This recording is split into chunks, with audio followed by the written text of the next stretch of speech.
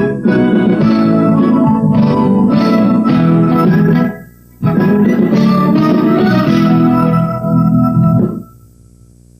dia, este é o segundo programa da série Parâmetros Curriculares Nacionais. O assunto de hoje, os temas transversais. Vamos falar de ética, educação sexual, saúde, meio ambiente e pluralidade cultural. Para falar sobre ética, estão aqui com a gente a coordenadora dos PCN, Neide Nogueira, e a consultora dos PCN, Terezinha Veredo Rios. Daqui a pouquinho a gente conversa, ok? Vamos ouvir antes o ministro da Educação, Paulo Renato Souza.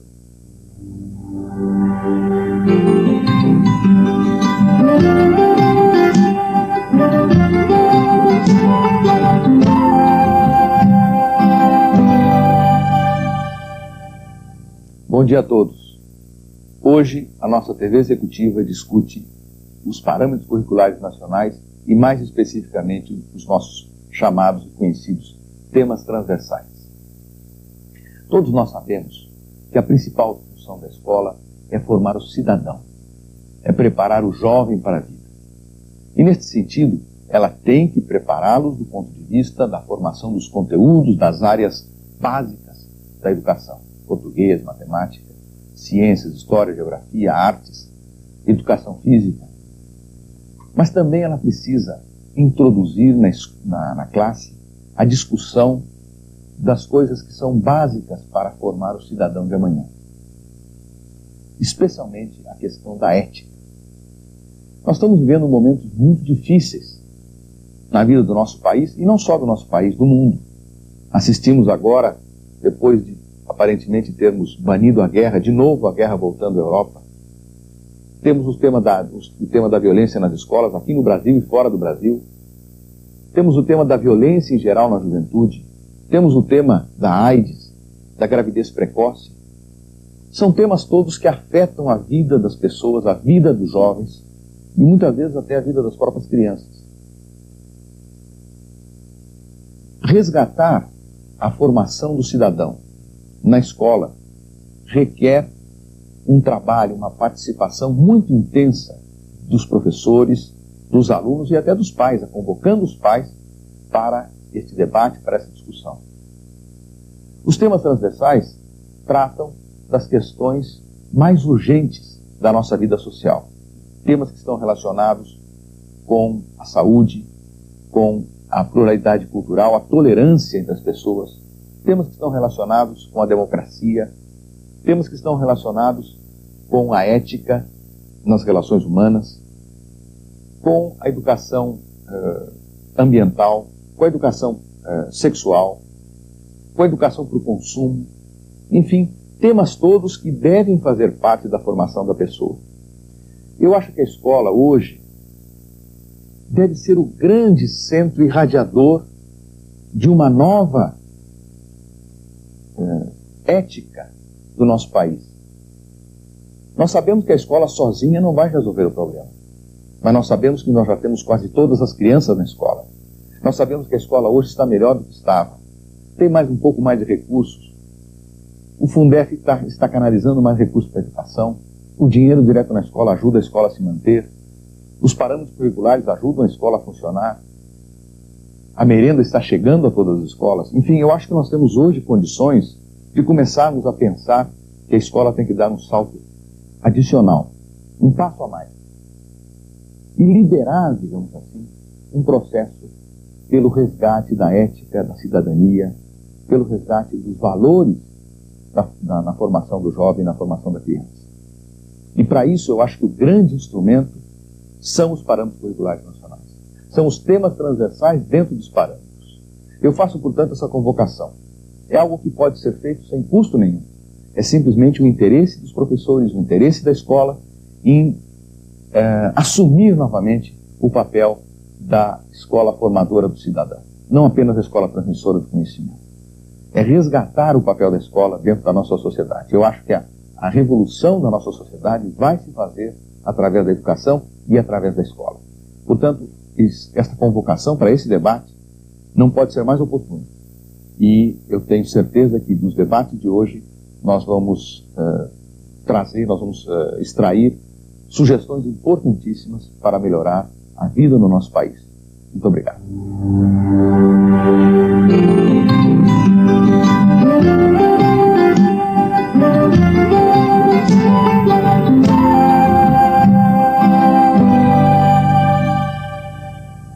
Os parâmetros curriculares nacionais incluem uma série de temas que tratam da cidadania. São os temas transversais, uma nova abordagem da realidade que deve ser incorporada ao trabalho educativo da escola. Neste bloco, nós vamos falar sobre a transversalidade e também vamos falar da ética. Começamos assistindo a um vídeo.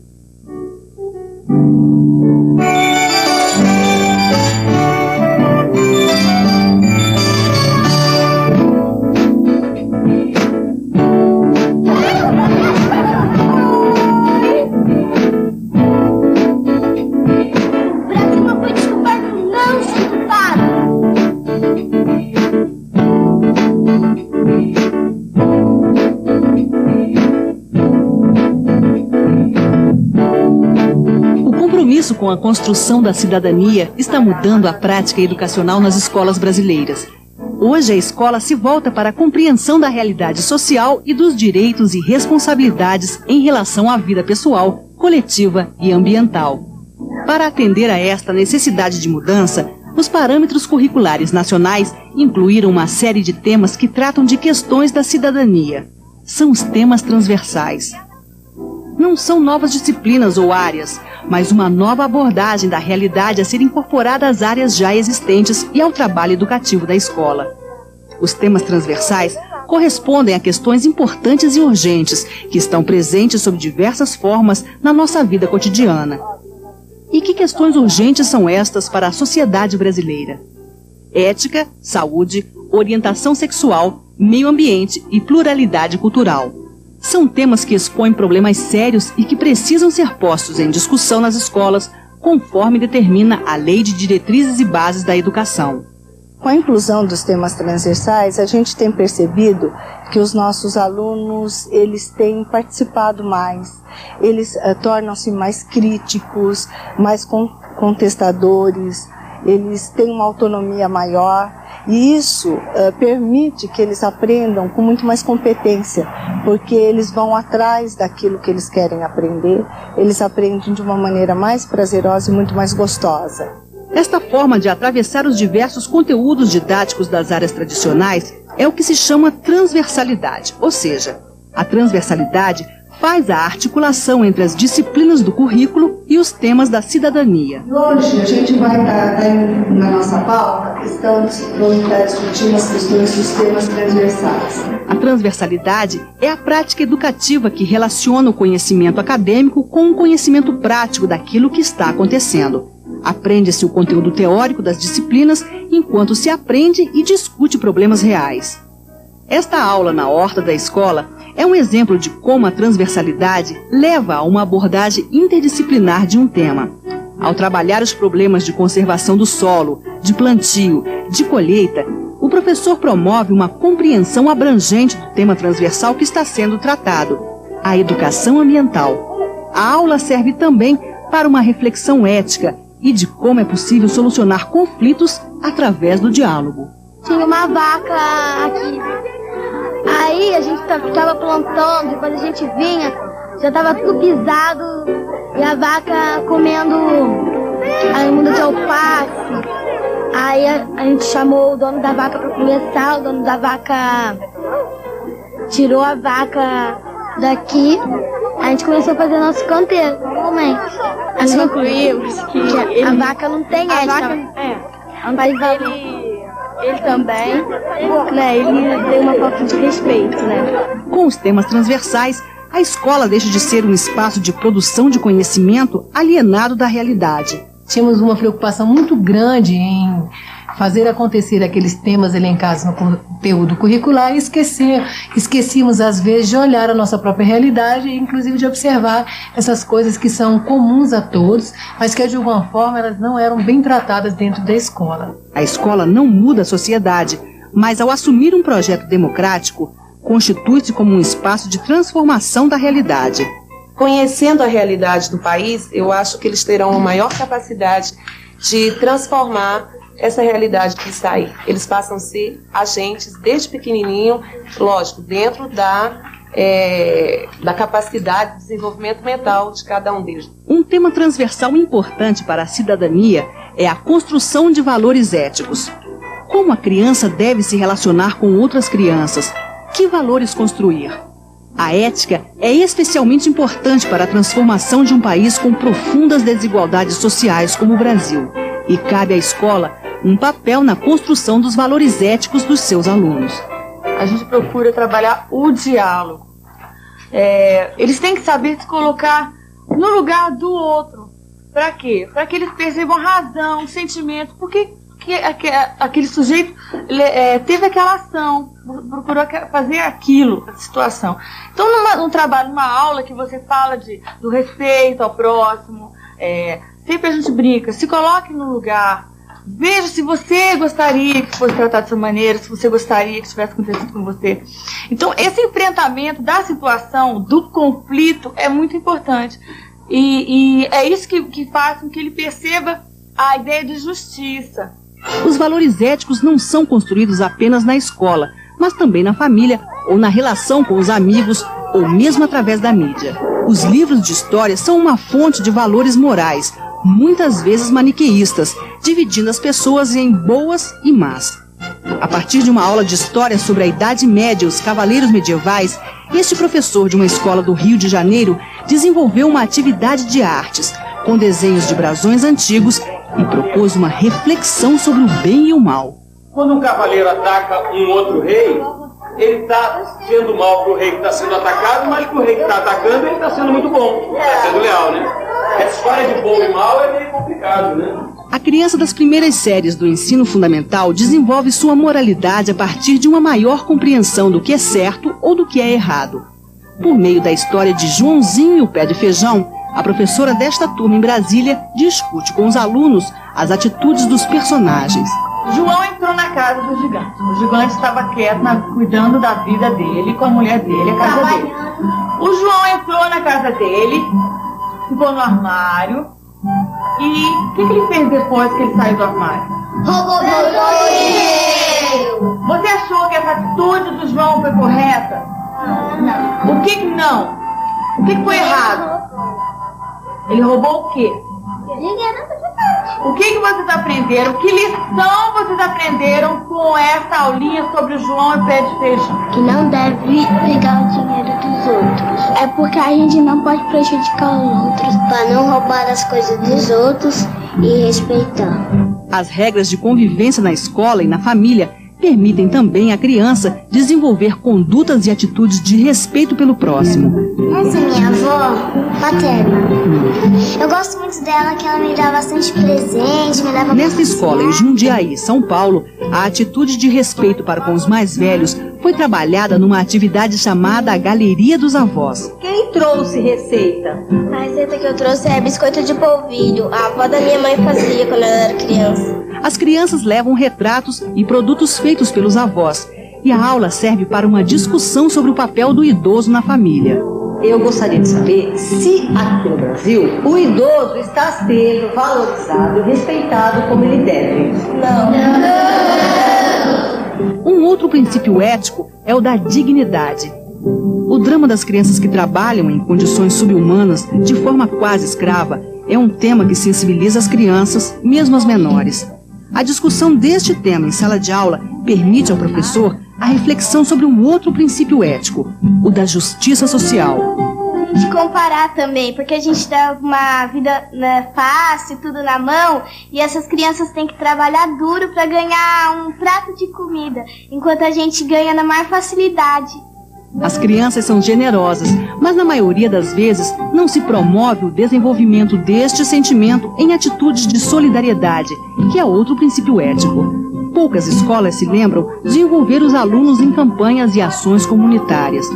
Nesta aula, a professora está apresentando a história do Bom Samaritano, uma forma de introduzir o tema da solidariedade para os alunos. Por um acaso, alguém aqui já ajudou outra pessoa? Nossa, todo mundo já ajudou? Ai, que lindo! Um dia, né, bateu um ovo na porta da minha casa, a minha mãe pegou uma sacola, fez um pão com manteiga, pegou arroz, um grão de pipoca e deu pra ele. Minha mãe deu um pacote de macarrão. Nesta outra sala de aula, a discussão sobre solidariedade é explícita. Bom, a pessoa solidária é uma pessoa assim que ajuda os outros sem nenhum interesse. Alguém aqui acha que ajuda o outro assim, sem nenhum interesse, ajuda porque quer ajudar mesmo, é uma pessoa solidária? Quando eles vão fazer compra, eu trago sacola pra eles. Então você é uma pessoa solidária com eles? O exemplo de Madre Teresa de Calcutá provoca o debate sobre o que é uma pessoa solidária. E as crianças parecem entender perfeitamente. São algumas perguntas que fizeram para a Madre Teresa e ela deu umas respostas bem bonitas, tá? Pra gente prestar atenção e pensar sobre isso. O que mais lhe faz feliz? Ser útil aos demais. A Madre Teresa, ela é solidária. Ela era solidária. Transformar a escola num lugar digno, respeitoso e solidário é uma tarefa para os educadores que pode e deve ser desenvolvida o tempo todo. O dia a dia de uma escola oferece muitas oportunidades para o desenvolvimento de um comportamento ético. O que fala aquele Estatuto da Criança e do Adolescente? Que a criança só pode trabalhar depois ser maior de idade, né? E quando a criança é menor de idade só pode trabalhar se for aprendiz. E mesmo assim não pode trabalhar no período da noite. Eu lembro da história da cana, né?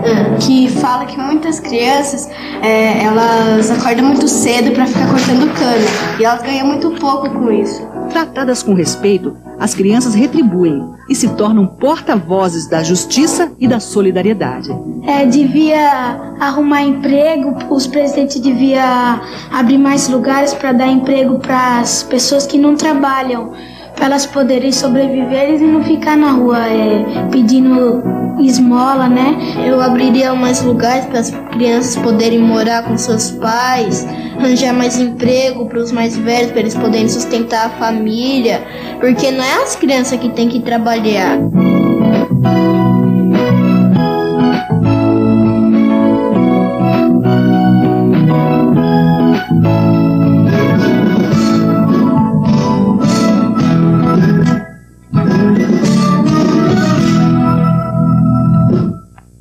Vamos conversar agora, começar a nossa conversa mesmo, né, professora Neide Nogueira? Que são os temas transversais e qual o papel deles na formação do cidadão? Como a gente estava vendo nos vídeos, né, e até na fala do ministro, eu acho que a marca principal dos temas transversais é o fato deles serem questões sociais. Né? Isso marca uma diferença muito grande em relação às áreas do currículo, né, que são conjuntos de conhecimentos já produzidos, organizados, que têm uma forte influência da produção acadêmica, científica. Os temas transversais, eles têm um outro foco, né? É o foco naquilo que está acontecendo na sociedade. Quer dizer, quais são as questões que a nossa sociedade está vivendo, quais são os problemas que estão sendo debatidos, enfrentados pela sociedade brasileira de modo geral. Então, um dos critérios de eleição desses temas transversais é que eles fossem nacionais, ou seja, que fossem coisas que fossem significativas para o país todo.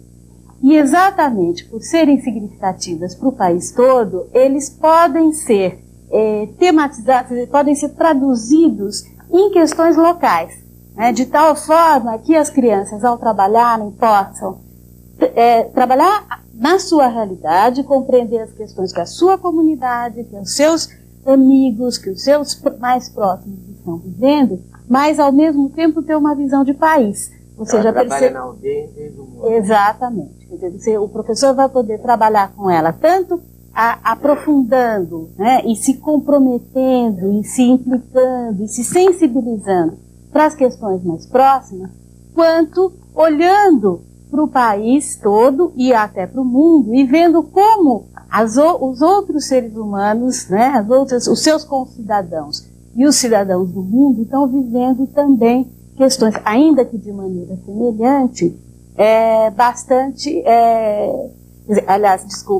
ainda que de maneira diferente, né, questões que são semelhantes, questões que são da nossa vida social atual.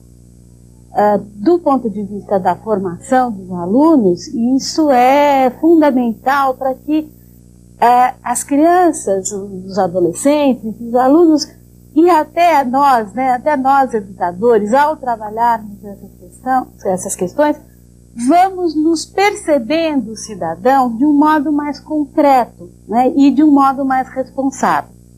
Uma das características da proposta de trabalho com temas transversais é que eles não se limitem à formação apenas de conhecimentos teóricos. A ideia não é que só que as crianças aprendam sobre as questões, mas que elas aprendam a como agir, quer dizer, como praticar, né, ações que permitam concretizar determinadas atitudes. Por quê? Como elas são questões sociais e como são questões, inclusive, polêmicas, né? Você tem diferentes posições em relação a ela na sociedade, naturalmente se coloca em discussão um posicionamento. Então você vai ter que se posicionar em relação à questão ambiental, por exemplo. Né? Você vai ser uma pessoa que vai batalhar pela conservação, pela proteção, pela sustentabilidade, ou não. Ou você vai simplesmente desconhecer essa questão. E onde você vai desconhecer essa questão? Na hora que você elege alguma coisa para consumir, na hora que você utiliza os recursos naturais no seu cotidiano, na energia elétrica, o papel, enfim, né? Você vai se posicionar a favor ou contra as discriminações, né? Os preconceitos. E isso implica numa ação real. Agora, como agir? Né? Como fazer? Então, nós temos uma tradição de escola muito livresca, né? Em que a gente aprendia coisas, memorizava conhecimentos e depois respondia, né, na escola, nas provas, a respeito disso. O que os temas transversais trazem é um desafio de ir além, ou seja, saber para quê. Né? Para que vamos usar esse conhecimento? Que posição vamos tomar em relação às questões que estão colocadas? Vamos usar esse conhecimento para quê? Em benefício de quem? Né? Então, eles têm sempre essa dimensão. Uma dimensão, todos os temas. Isso perpassa todos os temas. Ao longo da discussão, a gente vai ver que existem coisas comuns entre todos os temas, e essa é uma delas. Você tem tanto a dimensão ampla da questão, como ela se coloca na sociedade, como ela é produzida na sociedade, os diferentes interesses que estão em jogo, as diferentes visões de mundo que estão em jogo, mas também a dimensão pessoal, quer dizer, como que eu vou me posicionar e que tipo de atuação eu vou ter em relação a cada uma dessas questões. E isso traz um desafio tanto para o professor da sala de aula, porque, como a gente vai ver ao longo da conversa, isso é um desafio que está colocado para todos os professores de todas as áreas. Exatamente. Como pessoa, como cidadão. Não dá para você, exatamente por serem questões tão complexas, não dá para prendê-los no limite de um espaço da grade curricular, né? Você vai ter essas questões muito maior que isso, né? Você passa para os alunos, você trabalha com os alunos, às vezes sem perceber, né? Questões dessas em todas as áreas, ainda que aparentemente não se tenha nada a ver com isso. Um bom exemplo é a gente pensar, por exemplo, um conteúdo bem tradicional de história, a respeito da origem do nome do Brasil, né? Que a história de que o Brasil tem esse nome porque quando os portugueses aqui chegaram, havia uma grande quantidade de madeira chamada Brasil, que dava uma tinta, enfim, isso é um conteúdo clássico. Agora, quando a gente para pensar, raramente a gente se dá conta de que essa é uma questão ambiental que está colocada aí, desde o começo. Quer dizer, houve uma devastação do pau-brasil em função da exploração que se fazia naquela época. Raramente se junta uma coisa com a outra, as pessoas se dão conta. Então a gente ensina trabalha essa informação a respeito do pau-brasil como se ele fosse apenas um dado, apenas uma informação histórica para ser memorizada. A gente não problematiza isso, não relaciona essas coisas. Então, quando você está ensinando história, você acaba passando para a criança uma ideia de que não é tão importante assim, né? Devastou a floresta, a ideia que a gente teve, né? Na nossa geração. Exatamente. Essa é bem uma ideia do meu tempo de escola. Agora, por outro lado, os temas transversais também não se limitam, o trabalho dos transversais não se limitam também ao trabalho do professor na sala de aula. Na verdade, eles colocam um desafio para a escola também, né? Para o convívio escolar. Porque também não adianta a gente ensinar a respeito das questões ambientais na sala de aula, de matemática, de língua, de história, de geografia, e a escola, né, como espaço de convivência, como espaço educativo, não ter ela própria, na sua atuação, coerência com aquilo que ela fez. Então, como é que a escola utiliza os recursos naturais? Como é o ambiente da escola? Para a gente ficar no exemplo de meio ambiente, né? Como é que a gente cuida do ambiente da escola? Né? Que preocupações a gente tem com a sustentabilidade desse ambiente, né? Com o uso de recursos que a gente faz aqui, por exemplo, papel, que é uma coisa muito usada na escola, né?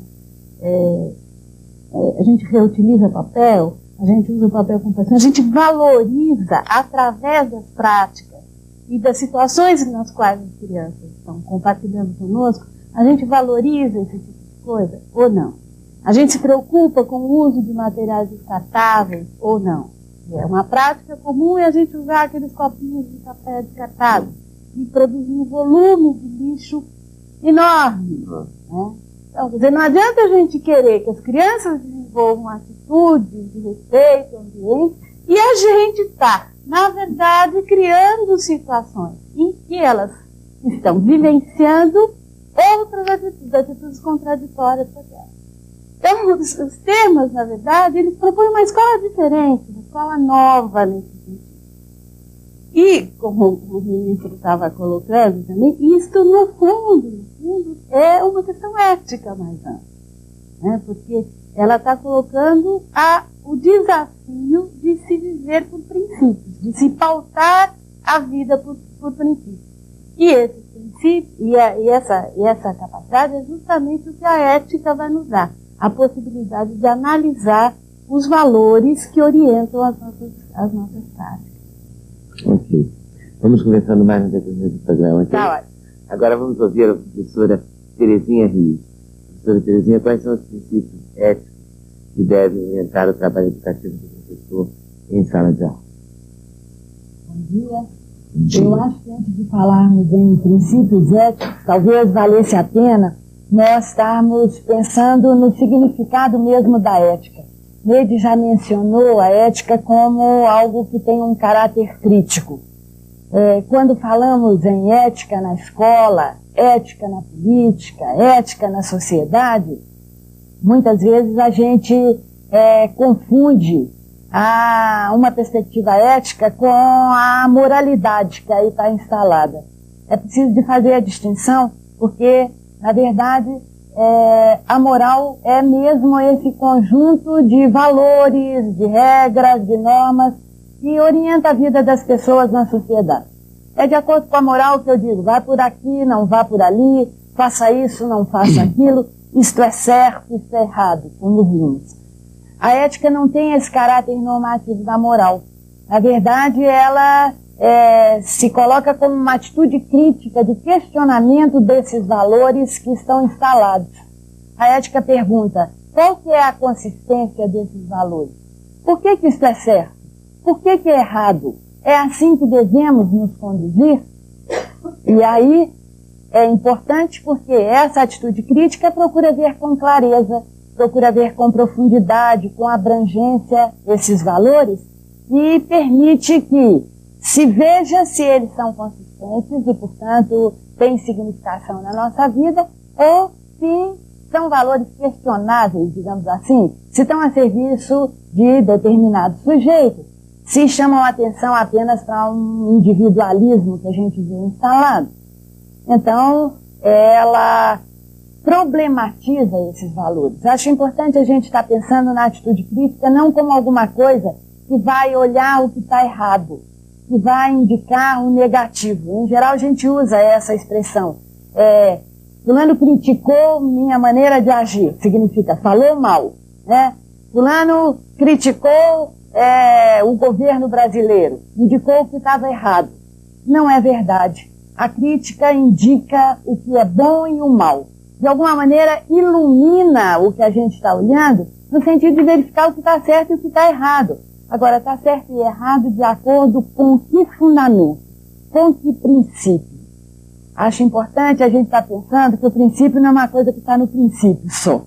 Às vezes a gente pensa isso, né? Eu tomo como ponto de partida um determinado referencial e no meio do caminho eu já esqueci dele. A moralidade faz muito isso. E é importante, então, o alerta da ética no sentido de verificar se os princípios estão presentes sempre, porque eles estão no fundamento da ação. Os princípios que a gente tem trabalhado ao trazer a ética para a escola, porque a moral já aí está instalada e, portanto, precisa de ser problematizada, dizem respeito exatamente à relação entre os sujeitos e algo que deve permear essas relações e está no horizonte delas, que é algo chamado bem comum, algo que tem um caráter coletivo de tornar a vida boa para todos os cidadãos dentro de uma sociedade. Vida boa no melhor sentido de vida boa mesmo, que é a finalidade da ética. Toda ética digna deste nome parte da vida e quer tornar a vida mais digna. Portanto, dignidade, primeiro. E a dignidade está relacionada com outros princípios que se colocam ali. O respeito mútuo, a solidariedade, a justiça, o diálogo. Como essas são palavras de alguma maneira desgastadas, exatamente porque na relação entre as pessoas elas são desvirtuadas, é muito importante que a gente reitere o significado delas. A professora no vídeo dizia: procuramos fazer com que os alunos se coloquem no lugar, vamos dizer, que é talvez uma das coisas mais problemáticas que a gente tenha, colocar-se no lugar do outro. Quando eu digo que eu me coloco no lugar do outro, na verdade eu me transporto como eu mesma para o lugar do outro. E aí não estou no lugar dele, sou eu lá, não é? Você está chorando, Leda? Eu digo, se eu fosse você, eu não choraria. Não é verdade. Se eu fosse você, eu estava chorando, não é isso? Eu preciso de me colocar Parece no seu lugar. Né? Falando assim como você está falando. Eu digo, eu no seu lugar, aí eu no seu lugar seria eu. Então, tudo bem. Agora, quando eu digo colocar-se no lugar, é fazer o exercício de estar vivenciando o que o outro está vivenciando. Isso é um grande desafio. Porque aí eu não considero o diferente, né? Quando eu tenho que considerar o diferente outro mesmo, aí está instalado mesmo. E então eu tenho que caminhar no sentido de respeitá-lo e de me fazer respeitar por ele. O respeito mútuo não é respeitar o outro. E respeitar o outro não é deixá-lo ser como é. Achar bom que ele seja assim, tudo bem, cada um tem o seu jeito. Respeitar o outro é colocar-me no lugar dele para verificar os valores que ele tem e dialogar com ele no sentido de mostrar a consistência dos valores dele e meu. Consistência ou inconsistência, visto que estamos na crítica. Respeitar o outro e ser solidário com ele. Ser solidário é algo também complicado, porque implica numa disponibilidade generosa, que se falou que as crianças têm, que por vezes é podada até pela própria escola, não é? Eu, quando respeito o sinal e paro, não é, para deixar o pedestre passar, ou quando tem um pare, o sinal não, porque o sinal já vai impondo algo. Aliás, você tem o sinal e tem outro reforcinho lá. Nunca feche o cruzamento, não é isso? Se o sinal fosse significativo, não precisava de nunca feche o cruzamento. E se a gente respeitasse uns aos outros, quem sabe não precisava de sinal. Mas isso é algo que se coloca ali no horizonte. O sinal significa alguma coisa, o pare que está ali. Se eu paro ali, e se tem um guarda com uma coisa de multa, eu estou fazendo algo que é cumprimento da lei, não é? Se não tem o guarda e eu paro, já é até melhorzinho. E se eu paro sem guarda e sem sinal para permitir alguém passar quando é possível, eu sou solidário. Mais do que eu estar cumprindo a lei. Lei que não representa a justiça necessariamente, não é? A justiça significa a igualdade na diferença. Somos diferentes, homens e mulheres. Diferentes, brancos e pretos. Professores e alunos, adultos e crianças. A justiça sugere, impõe, quem sabe, que tenhamos direitos iguais, não é? Então trabalhamos no sentido de superar não a diferença, a desigualdade, que se instala socialmente, não é? E isso é algo que o ser humano é que cria. A garota do vídeo, vocês viram e rimos, diz: a vaca não tem ética, não tem mesmo, não tem moral, né? Não tem absolutamente responsabilidade. Quem tem moral, responsabilidade, ética é o ser humano. É ele que determina que valores é que estão na vida dele. É ele que pode transformar esses valores. É ele que problematiza esses valores. Pergunta pela justiça, pergunta pela solidariedade, pergunta pela desigualdade, e é ele que tem a possibilidade de mudar. Ele e o ser humano, seres humanos, homens e mulheres, adultos e crianças, brancos e pretos, etc. E quando a gente fala que é este o ser humano que pode mudar, acho que a ética nos convida a ver os seres humanos no seu conjunto mesmo. O aluno ali na escola. Às vezes as pessoas, ao considerar a ética como uma atitude crítica, julgam que ela é alguma coisa que está fora desse cotidiano das pessoas. Mas ela se instala exatamente no cotidiano. É no exemplo, não é?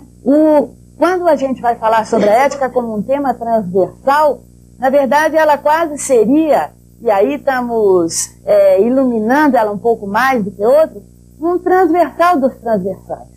Não é? Não há possibilidade de falar em meio ambiente se eu não falo em ética. Não há possibilidade de fazer referência a questões de saúde e de orientação sexual se eu não penso nesses princípios que embasam a atitude dos sujeitos dentro da sociedade. E é importante essa travessia, digamos, porque com ela a gente consegue uma coisa que está, de alguma maneira, na fala da Neide, que eu acho que a gente tem que considerar. A gente consegue sair de uma coisa chamada grade curricular para uma rede mais ampla de interação. A grade é uma coisa interessante, mas aprisiona, não é? Segura. É preciso que, quem sabe, a gente tenha maior flexibilidade de introduzir na grade, né, alguma coisa que é mais ampla. A rede se instala exatamente no projeto que a escola tem, na possibilidade de participação de todos no projeto, na formação dos indivíduos como cidadãos. Às vezes a gente diz: vamos formar os alunos para a cidadania. A escola deve preparar para a vida, como se a vida e a cidadania fossem posteriores e exteriores à escola, né? É preciso pensar que a cidadania está ali. Ela tem a cara daquilo que a gente está fazendo. Se a gente não está gostando, é preciso alterar, né? É preciso estar modificando, melhorar a vida, atingir essa perspectiva do bem comum, cujo outro nome é felicidade, é a tarefa da escola. E a ética na escola quer alertar para isso. Temos discutido um pouco a questão de que se a chegada dos temas transversais não é chegada, não é porque eles já estavam ali instalados, não traria um maior trabalho para o professor. Às vezes as pessoas pensam um pouco isso. Meu Deus, como é que eu vou ensinar fração e solidariedade? Não é isso? Energia e respeito mútuo. Como se eu precisasse de postiçamente estar introduzindo. Não é? Quando o professor divide a classe para trabalhar frações, não é? Dizendo que ali ficarão os mais fraquinhos e aqui os mais fortes, ele já deu uma demonstração lá de respeito ou não, de uma determinada maneira. E então é mesmo na ação, na atitude, é que se revela essa ética. Saber e sabor têm a mesma etimologia. Se a gente quer uma escola prazerosa, em que os alunos sabem e sentem o gosto do conhecimento, a gente terá que aceitar esse desafio. E é um belo desafio. Bom, temos aqui uma pergunta que vem do Amazonas. Professora Sandra Darwish, tomara que eu tenha acertado o nome dela, diretora de ensino da Escola Técnica Federal do Amazonas. Como transplantar para a sala de aula o princípio da ética, contemplado no esboço da proposta das diretrizes curriculares nacionais em andamento no Conselho Nacional de Educação, quando vivemos numa sociedade onde tais valores não são considerados?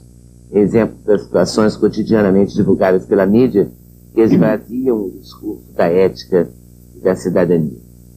Quem quer responder? Na verdade, quando a gente falou em desafio, Sandra é a professora? Sandra. Então, quando a gente falou em desafio, Sandra, falou exatamente numa situação que se coloca como problemática mesmo. Uma situação que apresenta características que são muito diversas dessas que seriam desejáveis para nós. É muito importante pensar que, para aceitar o desafio, a gente terá que colocar esses princípios como um ideal. Um ideal que é uma coisa desejada e necessária, mas que será só um sonho ou uma quimera se não for possível. Então, é preciso descobrir aonde está a possibilidade de superação das questões problemáticas. E essa possibilidade a gente vai encontrar no próprio real. Às vezes o professor diz, eu estou fazendo o que posso dentro das condições ruins que eu tenho. E quando ele olha criticamente, ele percebe que existem alternativas. Eu digo que eu quero uma escola justa, porque eu já experimento a justiça na escola. Eu digo que eu quero uma escola mais solidária, porque eu tenho experiência da solidariedade. Aonde que ela se encontra? É ali mesmo. Eu acho que é muito importante estar pensando que há uma necessidade de melhoria das condições mesmo do trabalho do professor, não é? E do próprio, condições, quando eu digo, do professor e do contexto no qual ele está. E o professor terá que estar explorando as possibilidades que às vezes não se revelam imediatamente. Às vezes a gente tem que construir as possibilidades, mas a partir exatamente dessas condições que ele tem. Não é? É verdade que a gente tem uma atitude, às vezes, de desesperança por ver algo muito problemático aí instalado. Não é? A violência, o desrespeito, etc. Mas será exatamente no sentido de um esforço na direção da exploração das possibilidades que a gente poderá estar alterando. Ok, uma pergunta agora da Prefeitura Municipal de Manaus, no Amazonas. A proposta de transversalidade acarretou algumas discussões do ponto de vista conceitual. Uma delas é da relação com a concepção de interdisciplinaridade. Certo? Como estão sendo considerados nos parâmetros curriculares nacionais as diferenças entre os dois conceitos e suas implicações mútuas? Quando a gente... Eu acho que tem uma diferença básica que a gente poderia pensar, que é a seguinte. Quando a gente está falando de interdisciplinaridade, o foco está sendo colocado no questionamento da relação entre as diferentes disciplinas. O conhecimento, tal como ele foi produzido, tem sido produzido na nossa sociedade, pelo menos na contemporaneidade, ele é organizado de forma disciplinar. Então, você tem a disciplina de história, a disciplina de geografia, a disciplina de matemática, que recorta esse conhecimento, aprofunda esse conhecimento com instrumentos específicos, com uma visão específica, com um foco específico. A discussão da interdisciplinariedade interroga justamente esta organização do conhecimento e as consequências que ele traz para a concepção da realidade. Ou seja, o fato deles terem visões partidas e principalmente quando elas vêm para a escola, o fato dela não considerar o aluno, mas ela está muito mais presa a essa divisão de conhecimentos. Então você tem um aluno que tem uma aula de história que necessariamente não tem nada a ver com a aula de geografia, e isso tem a ver com aquela ideia que eu falava antes de uma cultura livresca de acúmulo de conhecimento. Então essa é uma discussão importante, fundamental, que a escola precisa fazer para organizar o seu currículo. Agora, quando a gente falou de transversalidade, né, e está trazendo essa questão dos temas transversais, o foco está numa outra coisa, que é na relação entre este conhecimento, né, que é produzido no campo da ciência, no campo da arte, e as questões sociais, ou seja, aquilo que as pessoas estão vivendo. Então, a organização curricular da escola é uma coisa que a escola precisa decidir. E as escolas brasileiras têm experiências diferentes, culturas diferentes, tem um acúmulo de discussão a respeito da questão da disciplinaridade ou da interdisciplinaridade, que é bastante diferente, e que, com certeza, organizarão seus currículos de modo diferente. Agora, quando a gente traz os temas, o que a gente está dizendo é o seguinte: de qualquer forma que a escola organize o seu currículo, é possível tratar, é possível e desejável que se trate dessas questões sociais. Então, quer dizer, a questão da transversalidade é um pouco, diria, anterior, né? Porque ela está trazendo para todas as áreas as questões sociais. Então, quando você pensa a área, a própria concepção de área com a qual você vai trabalhar, ela já traz a questão social, não a questão da relação com as outras disciplinas. Essa é uma outra discussão, um segundo momento, né? Mas, por exemplo, aquela exemplo que eu dei do pau-brasil na história, né? Mesmo que a gente tivesse numa escola com um currículo organizado de modo disciplinar, era possível trabalhar essa questão ambiental ali. Se, a partir daí, a escola, né, fizer a opção, a escola, ou a secretaria de educação que coordena as escolas, fizer a opção pela organização interdisciplinar do seu currículo, ótimo, né? Quer dizer, é um passo além. Essas duas coisas não se chocam, pelo contrário. Elas somam. Elas somam. Quem sabe a transversalidade permitiria que caminhássemos de uma forma melhor para a interdisciplinaridade. Na verdade, interdisciplinaridade também é algo que está muito aí na fala dos professores, e acho que é importante marcar que eu só tenho interdisciplinaridade se eu tiver de início uma disciplinaridade muito bem feita.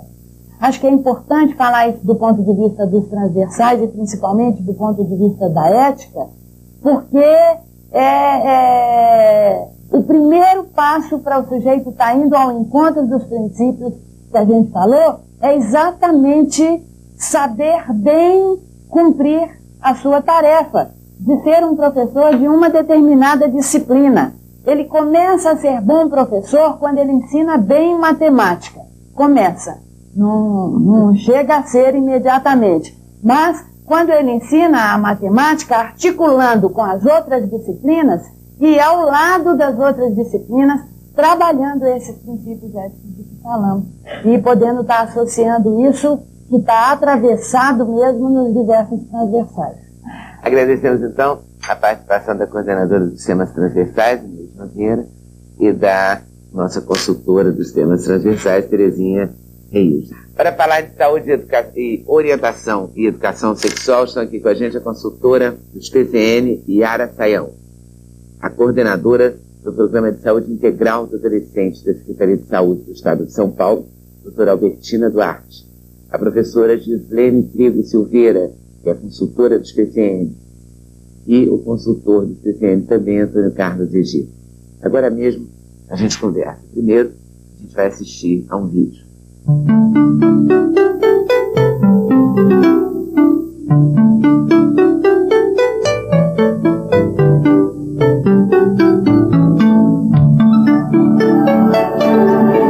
Deu uma espreguiçada. Pode dar uma espreguiçada. Como se estivesse acordando. Abra seus olhos.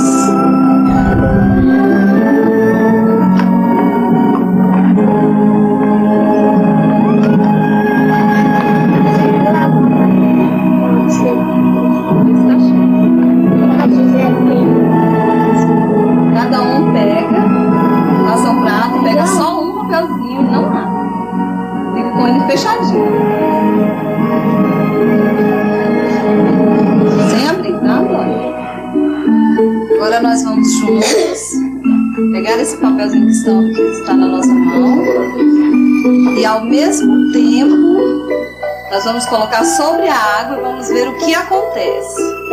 Então, juntos podemos colocar e deixar. Ser uma criança saudável.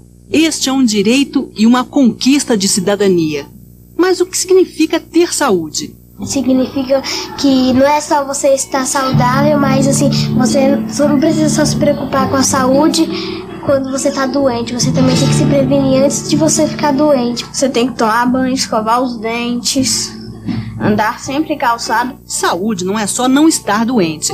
Saúde tem a ver com a água que se bebe, o ar que se respira, o tipo de alimento que se come e até o estilo de vida e as condições de trabalho.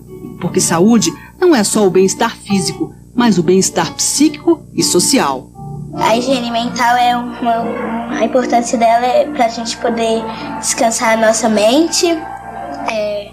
Quando a gente descansa, a gente praticar ela lendo bons livros, boas coisas. Promover a saúde é uma responsabilidade da escola. Em vez de aulas abstratas sobre ciclo de doenças ou sintomas, cabe à escola realizar uma série de práticas de saúde capazes de gerar novas atitudes, novos valores. Esta escola, situada na zona rural de Petrópolis, no estado do Rio, promove com frequência campanhas de escovação dos dentes. Nós sabemos que devemos escovar sempre os dentes, certo? Agora por quê? Vocês sabem? Me dizer por que a gente deve escovar os dentes? Para evitar o quê? Uma doença chamada cárie. Isso, uma doença, né? Chamada cárie. A gente está preparando uma campanha para acabar com os piolhos. Em Jundiaí, esta turma de terceira série está trabalhando os cuidados que se deve ter com o piolho.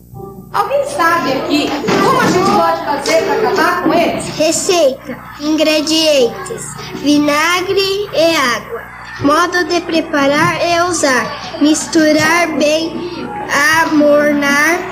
A educação para a saúde na escola começa pela merenda. Primeiro pelos cuidados de higiene no preparo da merenda e pela sua qualidade nutricional.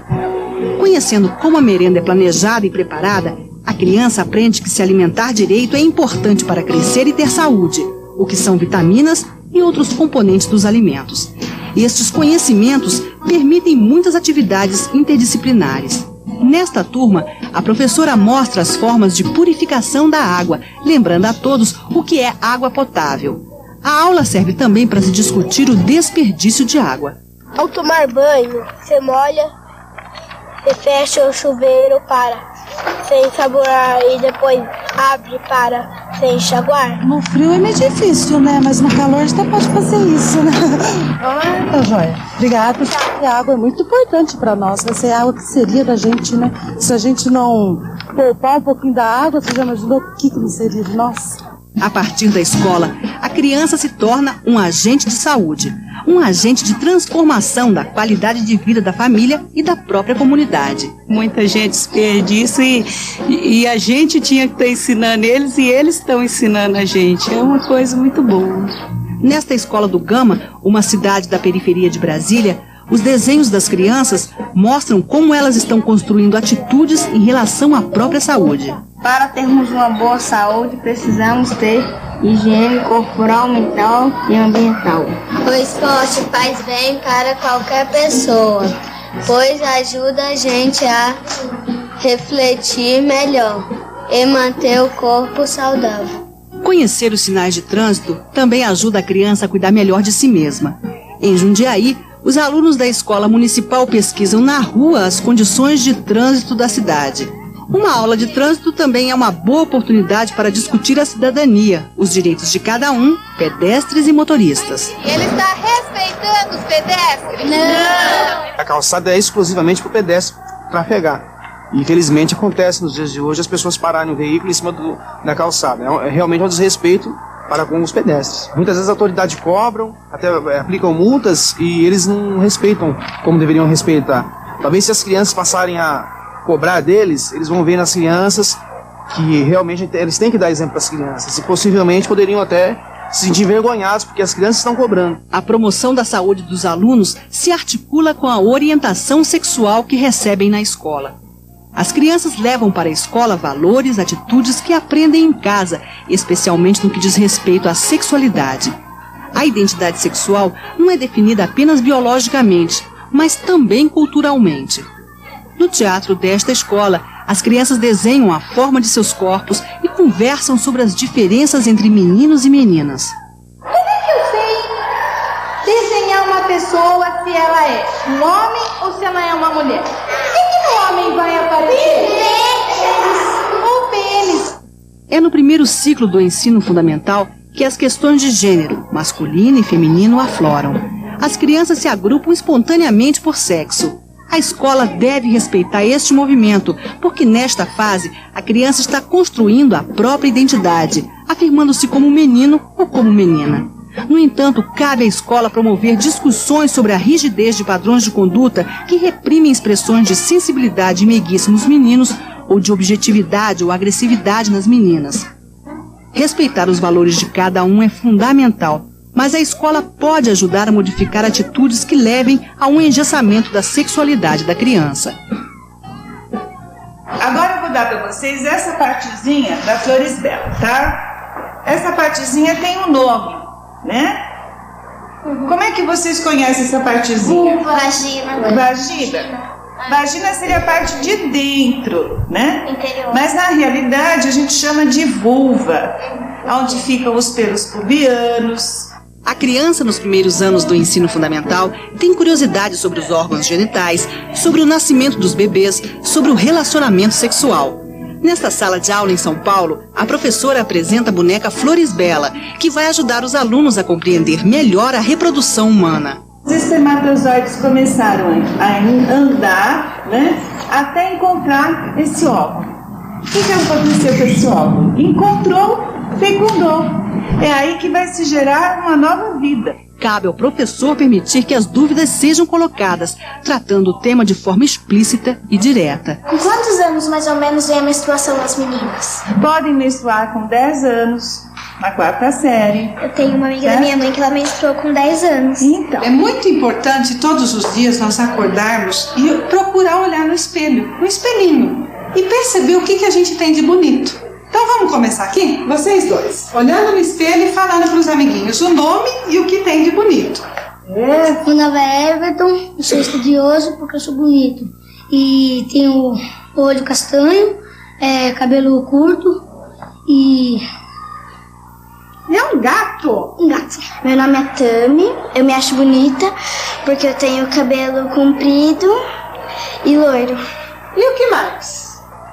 Porque acho que eu sou legal. Conhecer melhor o seu próprio corpo ajuda a criança a gostar e cuidar do corpo que tem e a ter autoestima. Anta, se apresenta. Meu nome é Helena, eu acho que eu sou bonita porque eu sou estudiosa e porque eu tenho cabelo curto. Eu acho que eu sou bonita em todo o corpo, fisicamente. Um gatão? Sou garanhão. Garanhão? O que mais? Eu sou bom com quem é bom comigo.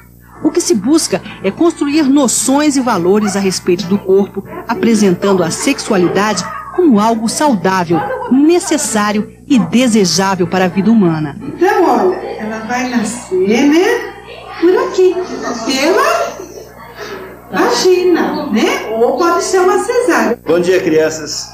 Trouxe para vocês Edilene Spinacé, da Secretaria de Saúde, autora do livro Pilão e os Cavaleiros da Saúde conversando com o HIV. A preocupação com a AIDS está levando para a sala de aula informações sobre a doença. Ela distribui o livro e conversa com os alunos sobre os cuidados de prevenção contra o vírus HIV. Como que não pega, então, HIV? Na privada. No banheiro, né? No vaso sanitário, não pega, pode usar o mesmo, muito bem. Você? Pelos talheres e roupas. Talheres e roupas. E você? Sim, no lençol. A AIDS é também o tema desta outra aula, onde os alunos encenam uma discussão sobre o uso da camisinha. Vamos pro motel? Ah, não. Ah, por que não? Ah, tá bom, então vamos, mas só se você usar a camisinha. Ela tava certa e ele tava errado.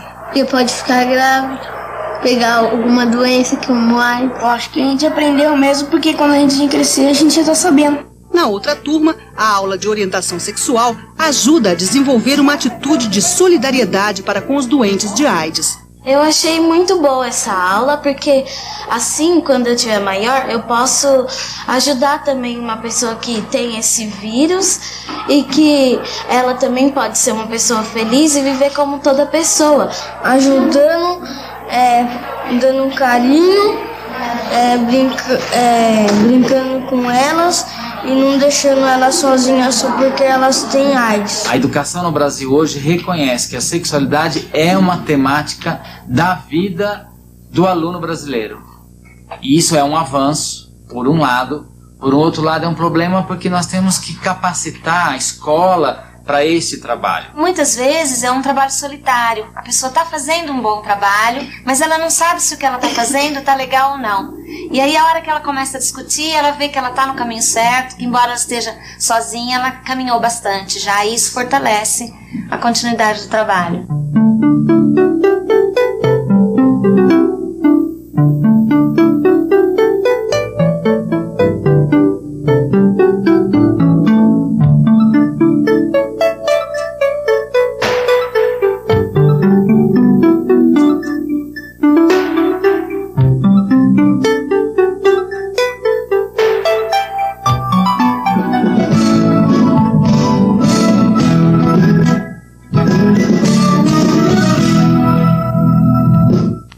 Professor Antônio Carlos Vigil, como o professor pode trabalhar a orientação sexual em sala de aula? Acho que a primeira coisa a dizer é que a sexualidade está na escola o tempo todo. As crianças estão pesquisando as curiosidades que elas têm, estão mexendo umas nas outras para querendo conhecer as diferenças de um corpo para o outro, querem entender a relação sexual, querem se entender a sua própria identidade, quem elas são, como é que elas se constituem, o que é ser homem, o que é ser mulher, e construindo essa relação. Isso vai estar presente na escola, quer a gente queira, quer não. O que a gente acha que é importante é que os professores se preparem para atender a demanda natural da criança, que pode acontecer em qualquer momento da situação escolar. Às vezes, quando a professora está menos preparada, está menos esperando que aconteça, surge a situação. Assim como perguntas surgem a qualquer momento da situação escolar. Assim como criança se masturba em sala de aula. Você faz o quê? Faz de conta que não viu? Assim como criança puxa a calça do outro para ver, para mexer. Tudo isso está acontecendo o tempo todo na escola. Se os professores forem capazes de atender a demanda natural dessa sexualidade infantil, muito dessa ansiedade, desses medos, dessas vergonhas, dessa agitação vai ser positivamente canalizado para o conhecimento e para o trabalho do dia a dia. Então, por isso é fundamental. Parece fácil lidar com as crianças, porque algumas vezes as questões parecem simples. Só que a gente não está preparado, né? É aquela coisa que qualquer pai e mãe também sabe disso. A pergunta de como é que eu entrei na sua barriga acontece quando você está subindo o elevador do supermercado, carregando aquelas coisas, fica um pouco complicado parar e explicar. É mais ou menos isso que acontece na faixa do trabalho com as crianças. é algo que espontaneamente vai acontecer. Nós vimos, porém, no vídeo que existe uma outra alternativa possível para esse trabalho, que é a de promover atividades que mobilizem essa conversa. Seja, por exemplo, trazendo uma história, contando uma história, fazendo uma história junto com as crianças, e aí vamos problematizar o conteúdo dessa história, seja trazendo uma boneca, como se mostrou aí, seja fazendo contorno do corpo do menino, da menina, para ver o que tem dentro, como é, como não é. Trabalhar basicamente, a proposta dos PCNs é que se trabalhe basicamente com 3 eixos. Se trabalhe com o corpo, como matriz da sexualidade, se trabalhe com as relações de gênero, que são fundamentais na escola, e que se trabalhe com a prevenção das doenças sexualmente transmissíveis, incluindo a AIDS. E esse trabalho pode tanto atender essa demanda espontânea, como ele pode ser provocado por uma atividade, por um material, por um jogo que mobilize essa problematização, fazendo com que as crianças pensem, discutam, levantem questões e encontrem as suas respostas. Esse trabalho é extremamente criativo, extremamente importante de se fazer na escola. Sim, professor. A professora Yara Sayão também trabalhou na elaboração dos temas transversais. Professora Yara, como a orientação sexual pode ser aplicada na transversalidade? Bom, a transversalidade é um aspecto importante, né, como a Neide já falou anteriormente, e uma questão que se coloca assim, quer dizer, como trabalhar de forma transversal é o que muitos professores têm trazido, né, como fazer isso. Na verdade, se a gente recuperar um pouco a questão da sexualidade como uma dimensão importante da vida humana, como uma dimensão importante da saúde, a pergunta até que a gente poderia fazer é o contrário, quer dizer, como é que a sexualidade pode estar oculta durante tanto tempo nos conteúdos escolares? O esforço que se fez no sentido de ocultá-la, de torná-la invisível. Agora ela está aí, como uma dimensão da vida, ela sempre esteve presente, né? Então, na verdade, boa parte do trabalho que diz respeito à transversalidade, né, além dessa questão de responder às questões das crianças, é assim, os conteúdos escolares, antes mesmo, ou independente das perguntas que as crianças possam formular claramente, que os conteúdos possam explicitar esta dimensão. Quer dizer, todas as disciplinas contêm, né, são os conteúdos tão permeados, tão eivados das questões da sexualidade, né, e o eixo principal são esses 3 blocos de conteúdo. Então, por exemplo, acho que no exemplo fica claro um pouco a gente entender a questão da transversalidade. Na disciplina de história, né, quando está se estudando história, o tempo todo fala assim, bom, a história, determinado momento, determinado período, o tempo inteiro está pensando, quem faz a história? Somos nós, homens e mulheres. Então, a dimensão de gênero está presente o tempo todo, né? E não é igual a gente pensar no Brasil Império, por exemplo, como essas pessoas se comportavam, mas como os homens se comportavam, como eles se vestiam, o que eles faziam, eles podiam sair à rua sozinhos, quem decidia a vida pública, quem votava, quem não votava, e as mulheres, era igual? Não, era profundamente diferente. Quer dizer, através desta discussão, a gente vai explicitando uma questão, componente fundamental da sexualidade, a dimensão de gênero, que está presente na história, né? O outro bloco de conteúdo, o corpo, quando vai se estudar, por exemplo, os povos africanos e os povos europeus, pelas fotos que a gente tem do livro, algumas até estereotipadas, mas a gente pode supor, a gente pode tentar entender a condição dos cuidados com o corpo, o embelezamento, os adornos, eram completamente diferentes, são culturas diferentes. A gente está o tempo todo trabalhando estas 2 dimensões da sexualidade, a dimensão pessoal, individual, e a dimensão social, coletiva, né? E também o terceiro bloco de conteúdo, a prevenção das doenças sexualmente transmissíveis da AIDS, né? Em cada momento histórico houve uma peste, né? Assim como a AIDS hoje, infelizmente, a gente ainda não tem cura, quer dizer, qual era o correspondente no outro período histórico? Quais eram as discriminações? Qual era o tratamento? Quais eram os preconceitos associados? Isto que a gente vive hoje com a questão da AIDS tem história, vem de outras doenças também consideradas terríveis, impossíveis e sem cura em outros momentos, né? Então dar esta dimensão para todos os conteúdos escolares. Na verdade, resumindo, né, eu acho que se trata, ao invés de se criar coisa nova, de se inventar novidade, eu acho que, como toda proposta educativa consequente, o professor tem que ser coautor dessa proposta. Então, a partir dos conteúdos que ele já tem, que ele trabalha, está tentando desvelar, né, as dimensões da sexualidade que estão ali ocultas e invisíveis. Tá? Perfeito. Professora Gislene, saúde e orientação sexual estão intimamente ligados. Como a escola deve trabalhar a questão da saúde no dia a dia do aluno?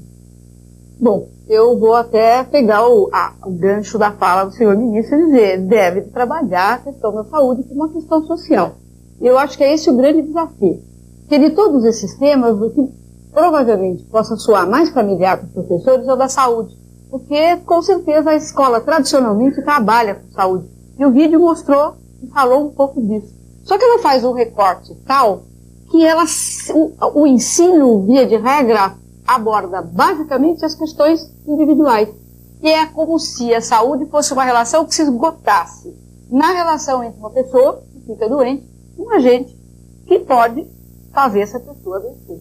Dessa medida, quando a dimensão coletiva da saúde fica de lado, você, aos poucos, plasma na cabeça da criança a ideia de que as coisas que estão aí estão postas, são definitivas, e eu não tenho nenhuma dimensão mais ativa de pleitear por condições melhores de vida, por condições melhores em termos de esgoto sanitário, coleta de lixo, distribuição de renda, acesso à educação, etc, etc. Então eu vou, de maneira muito rápida, se pensasse qual é o papel da escola com relação à saúde, eu diria, em primeiro lugar, sem nenhuma sombra de dúvida, é receber as pessoas, as crianças na escola e fazer com que as crianças aí tenham sucesso escolar. Isso melhora a estima dessas crianças e, evidentemente, as torna mais aptas, hábeis e preparadas para transitar pelo tecido social. Quando você recorre à Organização Mundial de Saúde e você dá uma observada nas escolas que estão conseguindo fazer essa abordagem de saúde coletiva, estão conseguindo, de fato, funcionar como promotoras da saúde, você verifica que nessas escolas algumas situações estão acontecendo. Primeira situação, se corta o vínculo que existe entre a escola e a família, entre a escola e a comunidade. E leia-se aí, entre a escola, serviços de saúde, organizações não governamentais que debatem o assunto nessa área. Doutora Albertina Duarte, como os adolescentes estão vivendo a questão da sexualidade? Eu acho que é muito importante que a escola entenda o que é o processo da adolescência. Na verdade, a adolescência é um momento de despedida. Realmente a menina, ela se transforma em mulher, se despedindo do corpo de criança e, portanto, tendo que reconstruir uma imagem de si mesma, uma imagem nova de adulto. E o menino e a menina se despedem do mundo infantil com as suas possibilidades mágicas e também se despedem dos pais infantis.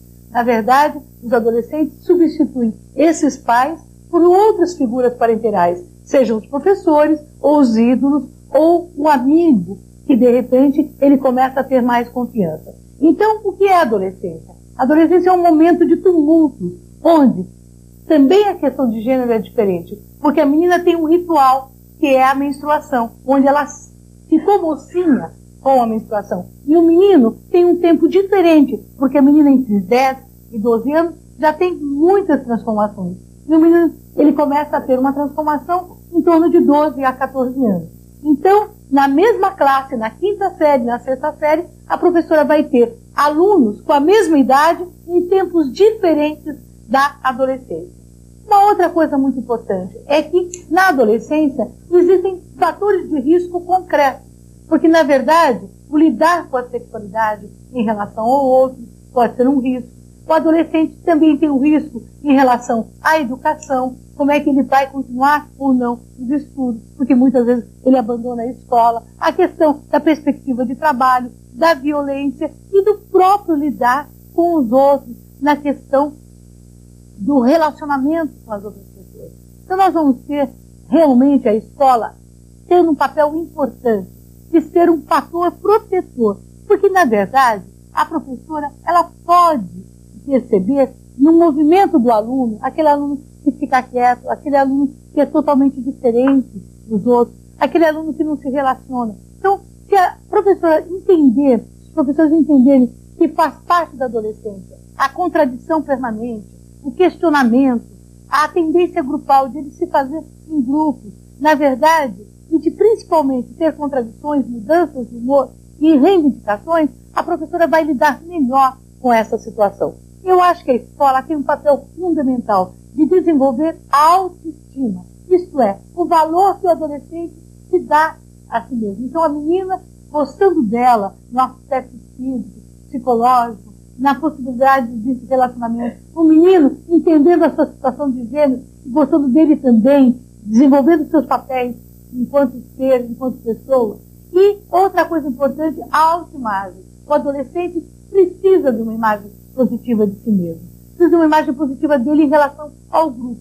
E só entendendo que a professora não pode fazer a educação, ela é diferente. A sexualidade é uma nova alfabetização. Então o adolescente precisa entender e juntar as leis dele. Não basta que ele só decore essas leis. É preciso que a escola desenvolva, então, essa nova alfabetização, uma autoestima, com autocuidado, e assim desenvolvendo o autocuidado. Uma mudança positiva de comportamento. E mais ainda, que a escola possa apontar um projeto, ainda que provisório, de futuro e de consciência de direitos e cidadania. Ok, vamos a Minas Gerais. Bom dia, meu nome é José Moura Nogueira, trabalho na Secretaria de Educação de Minas Gerais. Bom, primeiramente, a pergunta é como desenvolver dentro da sala de aula tema transversal orientação sexual, transpondo preconceitos, tabus e valores enraigados na sociedade atual por parte de alguns educadores, o que, de certa maneira, inibe a formação dos alunos. Ligados à questão da sexualidade é uma questão importante que a gente tem que pensar o tempo todo. Realmente, esta questão tem que ser equacionada por parte dos educadores. É importante que o trabalho possa ser orientado de forma a que não haja imposição de valores particulares ou pessoais do professor, ou valores de alguns grupos sobre outros. Quer dizer, o que pode dizer que o que eu penso, o que eu acredito, o que eu proponho, a forma como eu penso que deve ser vivida a sexualidade, na minha casa, por exemplo, uma questão doméstica, quem me autoriza a dizer que isso é melhor para os meus alunos, que vêm de casas diferentes, de valores diferentes, né? Então, esta questão é uma das questões centrais, precisa ser equacionada, no sentido de que os professores possam começar a descobrir, a entrar em contato com os seus preconceitos, né? Ninguém foi criado aqui numa bolha, numa ilha, a gente vive numa sociedade preconceituosa e não está livre deles, né? É importante que a gente possa ir discriminando e vá buscando no trabalho a maior isenção possível desses preconceitos, né, de valores pessoais, e possa colocar todos os valores possíveis em questão. Possamos ajudar os alunos a formar uma opinião a respeito. Ou seja, a partir da crítica, do questionamento, do conhecimento e da informação dos diferentes valores existentes na sociedade, né, e associados à sexualidade, que ele vá construindo a sua opinião, que ele vá construindo um ponto de autorreferência para daí poder estar desenvolvendo atitudes e comportamentos mais coerentes possíveis com esses valores que ele está elegendo para si, né? Então esse é o processo um pouco no qual o educador está profundamente envolvido, ele tem que ter consciência disso, é um papel delicado, é um papel possível de ser exercido em grupo também na escola, através da discussão dele com o seu grupo de iguais. Vamos agora a uma pergunta do auditório de São Paulo. Por favor, se identifique e faça a pergunta. Moacir Banharelli, trabalho no Senai de São Paulo, na coordenação dos temas transversais. A pergunta é para a mesa. E continua neste tom da preparação dos educadores. Estamos trabalhando com isso em oficinas, porque trabalhamos com a concepção de totalidade do ser humano, de pessoa humana integral. Não é possível trabalhar partes do currículo e de temas transversais sem esta visão, porque senão caímos na repetição da ortodoxia cartesiana, fruto da qual todos somos formados. Então a gente está propondo aos educadores, nos nossos workshops, o toque pelo corpo, o encontro consigo próprio, o toque do outro, porque não podemos trabalhar sexualidade, valores, cidadania, só pelo discurso. Há um componente vivo, um componente prático, um componente vivencial. É assim que funciona o ser humano. É assim que funciona o seu entorno. Então, a minha pergunta para a mesa é: se conhecem, se podem dar depoimentos de ações concretas de modificação comportamental dos educadores e dos administradores escolares. Há uma resistência muito forte aí. O colega de Minas falou que era pouco. Não é pouco. É muito grande. Quem vai responder a pergunta? Eu acho que a preparação do educador é fundamental e ela é um processo. Quando eu estava começando um trabalho com uma escola particular aqui de São Paulo, com professora de 4ª série, para lidar com todas as dúvidas das crianças a partir da discussão do aparelho reprodutor. E então as professoras, como era o primeiro ano que estavam fazendo esse trabalho, elas procuraram ler, discutir, conversar muito a respeito do assunto e tinham bastante insegurança. A gente trabalhou algum tempo isso, e elas, a partir de alguns materiais que escolhemos, histórias, bonecos e tal, elas trabalharam e ficaram encantadas, adoraram a experiência, as crianças foram ótimas, participaram com vivo interesse, foi tudo assim dentro do esperado por elas, e elas ficaram felizes. No ano seguinte, nada de escapar-se ao que a gente planejou aconteceu. No ano seguinte, elas foram muito mais à vontade para essa aula, né, para esse conjunto de aulas. E aí o que aconteceu? As perguntas que vieram decorrentes da coisa com a boneca, com a história, foram perguntas absolutamente inesperadas. Eram perguntas que falavam da homossexualidade, que falavam de bissexualidade, de casos de hermafroditismo, de barriga de aluguel, uma série de coisas que as crianças viam na televisão e que só fizeram as perguntas, só entrou no assunto depois que elas perceberam que as professoras estavam mais à vontade. No primeiro ano não veio nenhuma dessas perguntas. No segundo ano, as perguntas que prevaleceram foram essas. Por quê? Não porque as crianças tivessem mudado de um ano para o outro. O que mudou foi a postura de acolhimento do professor. Então isso é fundamental, esse preparo. E o trabalho tem que ser mesmo um trabalho o mais vivencial possível. Por isso que a gente põe as crianças para brincar, para fazer, para jogar, para desenhar. Só que há que se considerar um pouco essa questão do toque, pessoal. Porque o toque, conforme o contexto, pode trazer excitação, um estímulo que depois o professor pode ter dificuldades para lidar com ele. Acho que cuidadosamente pode-se fazer atividades que envolvam o toque ou relaxamento, mas com um pouquinho de atenção, porque principalmente se estiver falando com adolescentes, a coisa fica um pouquinho mais complicada. Mas claro que tem que ser um trabalho o mais participativo possível, sem dúvida. Ok. É uma pena nós estamos chegando ao fim dessa mesa. Vou agradecer a presença de todos, agradecer a presença da professora Albertina Duarte, dos consultores Yara Saema, Antônio Carlos Egito, professora Gislene, e a gente volta falando de meio ambiente e de pluralidade cultural. Estamos aqui para falar de educação ambiental e pluralidade cultural, o redator dos CCN, Zisman Neyman, a redatora do CCN, Ângela Martins Baeder, a professora de pós-graduação em educação da USP, Mackenzie, Roseli Fishman, e a consultora do CCN, Conceição Aparecida de Jesus. Começamos assistindo ao vídeo.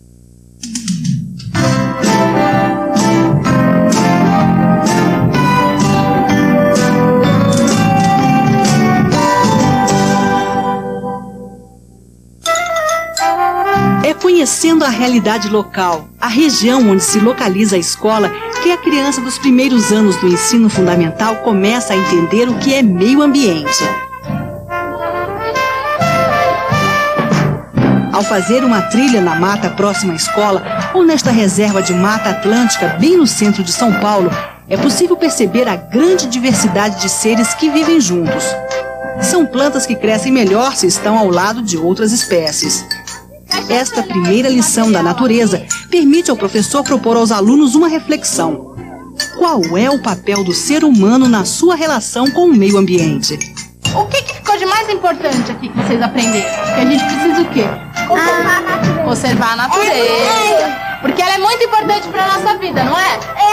Então, ó, eu, em nome de toda a equipe, queria agradecer a presença de vocês aqui e falar assim, que o meio ambiente que a gente tem que conservar não é só o meio ambiente ambiente da natureza, as árvores. É o meio ambiente da nossa casa, o meio ambiente da nossa escola, o meio ambiente da nossa rua. Tudo isso é meio ambiente também, não é verdade? Ambiente é o lugar que a gente está. Não importa se ele é construído ou se ele é natural. O nosso modelo socioeconômico fez com que por muitos anos as pessoas não se sentissem parte da natureza, usando os seus frutos de forma predatória, o que tem provocado a destruição de espécies, animais e vegetais. Pesquisar alternativas a formas de destruição do meio ambiente desenvolve nas crianças de 7 a 10 anos a capacidade crítica e uma atitude saudável de valorização e proteção das diferentes formas de vida. A trilha, a trilha que a gente realiza pela mata, é uma atividade que propicia muito o desenvolvimento do respeito, e o companheirismo. Porque por estar num ambiente que não é o deles, e um ambiente que muitas vezes você desliza, você escorrega, eles têm muito que se dar a mão, se ajudar. E isso é um treino, para que eles levem isso para o dia a dia mesmo. E a gente também conversa muito com eles sobre isso. O respeito que tem que ter pelo próximo, A gente coloca isso como um ponto fundamental para a preservação do ambiente. O respeito pelo próximo. É cuidando do nosso lugar que estamos ajudando a cuidar também do planeta Terra. Eu gostaria de novamente ouvir de vocês o que é meio ambiente. Meio ambiente é tudo que nós vivemos, no lugar que nós vivemos, todo mundo é o meio. Nós agora estamos no meio ambiente? Estamos. Se a gente sair daqui e for pro pátio, nós estamos no meio ambiente? Estamos. Se a gente sair do pátio e for lá pro centro do Gama, estamos no meio ambiente? Estamos. Então, onde é que começa a preservação do meio? Aqui na nossa casa. Aqui na nossa casa. Professor, igual tem gente que pega assim um papel de bolinha e joga no chão. Aí alguém fala assim, não é só um, imagine se cada pessoa jogasse um. Por isso que tem as enchentes lá em São Paulo, porque são eles que fazem, eles que jogam lixo. Você limpa a sua casa, deixa tudo limpinho, mas lá fora você trata tudo mal. Joga lixo, entope bueiro. A nossa casa é só aquela casa que vocês moram? Não. Não. Qual é a maior casa que nós vivemos? O planeta Terra. O planeta Terra. E a nossa galáxia está onde? No universo. No universo. Então nós somos cidadãos do Gama? Não, nós também. Nós somos cidadãos do universo. Do universo. E o que é ser cidadão no meio? É preservar tudo que ele tem. Cada um de nós somos um pedaço do meio ambiente. Depois de muito debate, os alunos se dividem em grupos para uma atividade de desenho. É desenhando que a criança expressa significados que constrói sobre o lugar onde mora, as plantas e os animais que conhece, os problemas que vivencia, de lixo, de falta de água ou mesmo de limpeza. Luz! A aula termina com uma brincadeira seguida de música.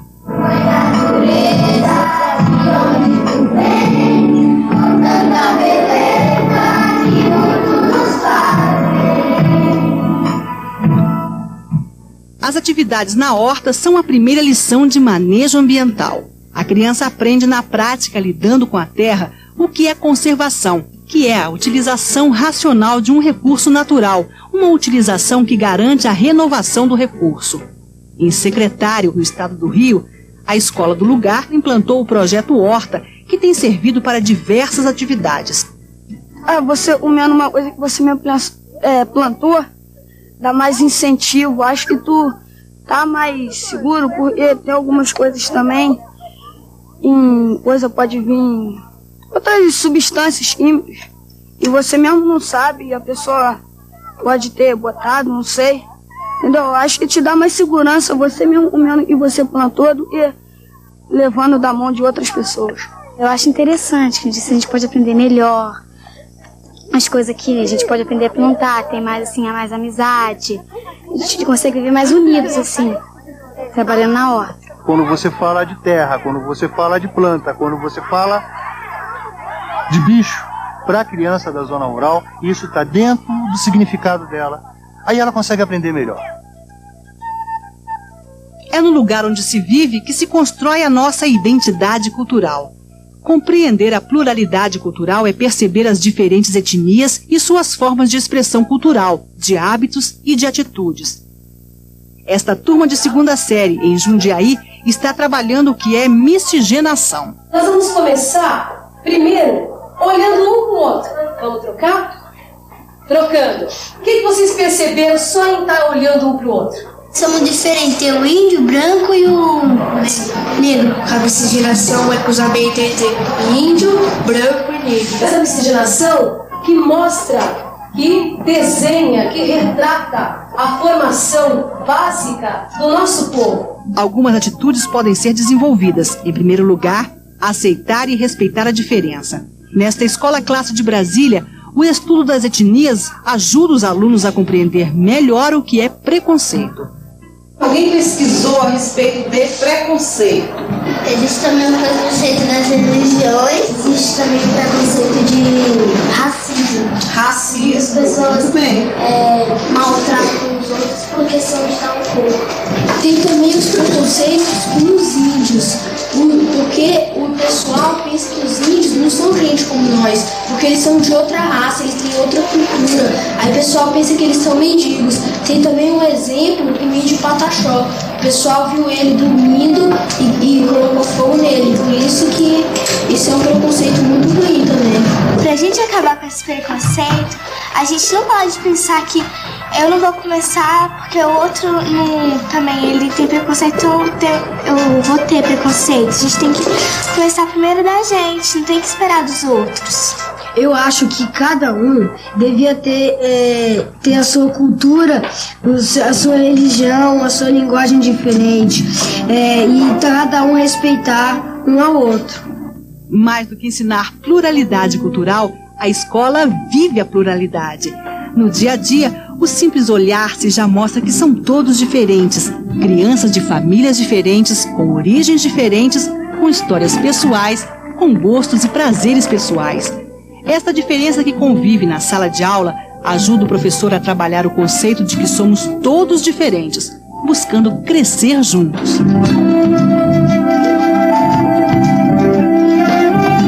Petrópolis, no estado do Rio, é uma cidade construída por imigrantes alemães que deixaram nas casas e até na catedral as marcas de uma cultura europeia. E é em Petrópolis que este professor utiliza a história da cidade para falar de pluralismo cultural. Através de um vídeo da TV Escola, o professor apresenta a história de diferentes etnias, ajudando a resgatar a dignidade dos diferentes povos que formaram o Brasil. Valorizar as diversas culturas presentes no Brasil nos permite buscar o conhecimento de nossas origens como brasileiros, o que, por sua vez, nos ajuda a compreender o valor que cada ser humano possui, seja ele branco, negro, índio ou mestiço, além de reforçar em nós a consciência de se combater qualquer forma de injustiça, preconceito e discriminação racial. A aula continua pelas ruas da cidade. Os alunos visitam o Palácio de Cristal, construído para ser um espaço de exposições paisagísticas. Os vidros daqui do palácio foram feitos lá na França e foram transportados para cá, desmontaram e desmontaram tudo aqui já. Também, no dia 2 de fevereiro de 1884, foi a festa em que a princesa Isabel entregou aos escravos o decreto de liberdade. Exatamente. Foi os primeiros escravos, a receber a liberdade. Então, quer dizer, é uma arquitetura da onde? Na França. Diretamente todo desmontado. Então, quer dizer, é a contribuição, já é uma das contribuições da cultura francesa para Petrópolis. Petrópolis, né? Para a cidade do Brasil e Petrópolis.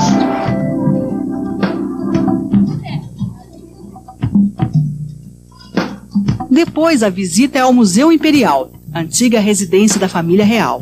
O museu foi o primeiro palácio do Brasil. E quando não existia Brasília, ele era o ponto de encontro dos chefes de Estado. Os governantes da monarquia, né? O meio ambiente é um meio da gente. É onde todos nós convivemos, nas cidades ou no campo, no sertão ou no litoral.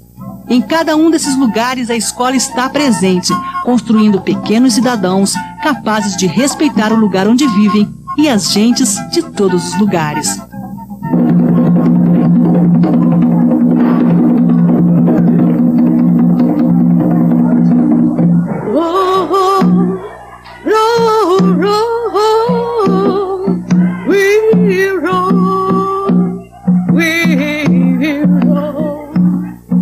We roll.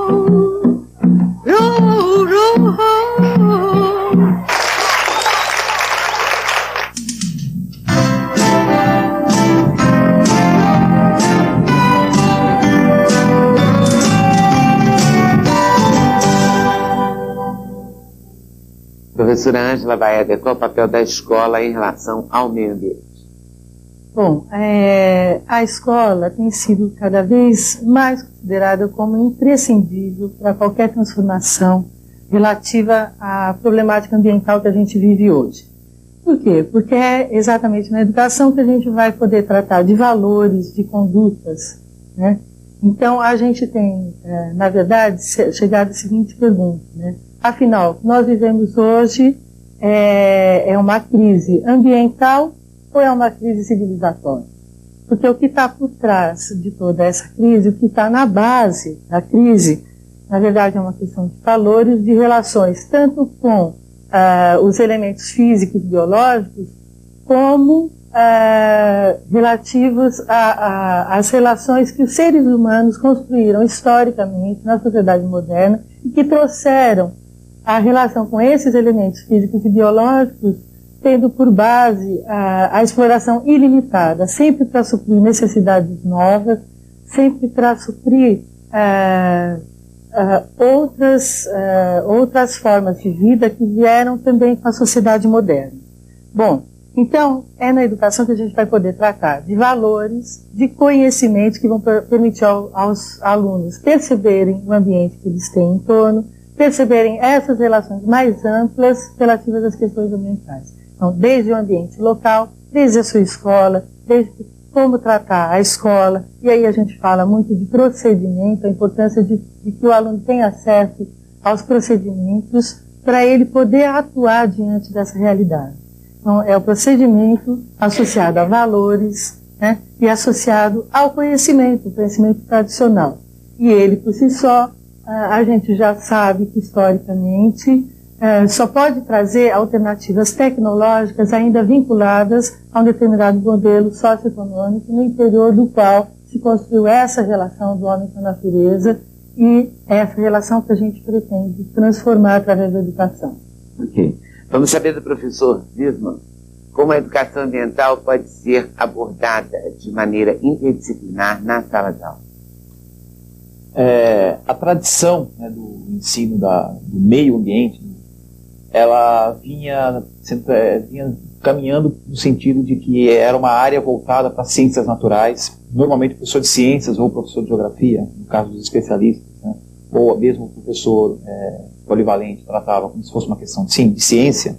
A sociedade avançou muito na discussão dessa questão ambiental de 15, 20 anos para cá, demonstrando claramente que a questão ambiental ela é, por natureza, multidisciplinar. Não dá para você abordar a relação do ser humano e natureza sem levar em conta os aspectos sociais, os aspectos culturais, que estão envolvidos nessa questão, econômicos, políticos, entre outros. Portanto, a natureza da discussão do meio ambiente, ela é por si só uma natureza que implica numa análise multidirecional. Portanto, na escola, não poderia ser diferente. É importante que cada educador, né, mesmo o especialista nas suas áreas, esteja compreendendo qual o seu papel enquanto educador, não só como especialista, na compreensão que o aluno deva ter de que isso é uma análise mais complexa do que simplesmente a plantinha ou o bichinho que estão ali, mas passa pela questão de como está organizada a sua cidade, a sua escola, a sua família, toda a coletividade. Portanto, cada professor, especialista, pode de alguma forma estar contribuindo na discussão, que se não for um trabalho coletivo de toda a equipe da escola, que essa escola não comprar para si essa briga de que precisa tratar o meio ambiente de forma realmente multidisciplinar, não será possível dar a abrangência que o tema precisa ser tratado. Ok. Professora Roseli Fishman, dentro de uma visão macro dos direitos humanos, como o professor pode trabalhar em sala de aula o preconceito na sociedade? Bem, eu acho que é interessante aí destacar que essa visão macro de direitos humanos se liga à própria história da humanidade, é uma questão da elevação da consciência humana, né? Então, nesse sentido, é a história da construção do respeito mútuo, é a história do respeito a todo o outro, não é, que esteja conosco, é a história da dignidade humana, é a história da construção da universalidade, né? E dentro desse sentido, lembrar que os direitos humanos são compreendidos como indivisíveis e interdependentes. Ou seja, se nós, de alguma maneira, deixarmos de cumprir algum desses direitos, todos os demais estarão sofrendo também. E daí a importância da temática do preconceito, porque o preconceito é aquilo que todos os seres humanos têm dentro de si, sabe? É algo que é por ser trabalhado, não é assim que alguém de nós está livre disso, né? Nós temos isso dentro de nós e nós só trabalhamos, de fato, junto com os outros, né? É onde o outro ser humano é o nosso grande educador, para que nós sejamos tolerantes e respeitosos uns com os outros, no que se refere à raça, etnia, religião, orientação sexual, portadores de deficiência, idosos, mulheres, enfim, a lista é imensa, né? Porque tudo pode ser motivo de preconceito. A senhora não acha também que tem que se trabalhar isso culturalmente, porque a nossa geração, a geração de professores, de formadores hoje, é uma geração que foi criada com caderninho preto, com preconceito, caderninho preto dos pecados, sabe, da repressão. Então também é constrangedor às vezes, né, para o professor tocar nesse assunto. Sim, tem que fazer todo um trabalho cultural de cabeça mesmo. Não, eu acho que isso é um ponto importante, que na verdade a questão do preconceito, ela está presente na vida da pessoa ao longo da sua vida, não é uma coisa que se interrompe em determinado momento, mas além de tudo, é claro, se você tem um fica politicamente correto de hoje para amanhã. Não, isso tem um condicionante cultural, isso é alguma coisa que de fato vai exigir um trabalho muito maior, como é o caso que você cita da nossa geração. Mas no caso do professor, eu acho que o grande desafio é que dentro desse tipo de tema em particular, como já os colegas que me antecederam também falavam na questão, por exemplo, de educação sexual, né, ele vai estar aprendendo enquanto ele está ensinando. Ou seja, é uma abertura fantástica para o professor, porque não tem nada maravilhoso, mais maravilhoso do que estar aprendendo, né? Então, e desse ponto de vista também é interessante lembrar que esse tema expressa também muito, muito bem a questão da transversalidade. Porque mostra, assim, só existe educação para direitos humanos, educação de combate ao racismo, ao preconceito, etc., se for aprender fazendo, ou seja, não basta falar, né? Realmente tem aquele dito, falar é fácil, difícil é fazer, né? E aí tem que ir para a prática realmente, né? Então, essa coisa que vai estar presente na vida da escola o tempo todo, né? Como alguma coisa que não se pode abrir mão, porque é a vida das próprias crianças, é a vida do próprio professor, de professor colega com colega, de como ele se relaciona com os pais, como você se relaciona consigo mesmo, porque às vezes nós temos autopreconceito, né? Então, essa temática tem a ver também com a questão da autoestima, né? De como nós todos podemos, de alguma maneira, nos tornarmos melhores e ajudarmos todos os outros a serem melhores. É verdade. Obrigado.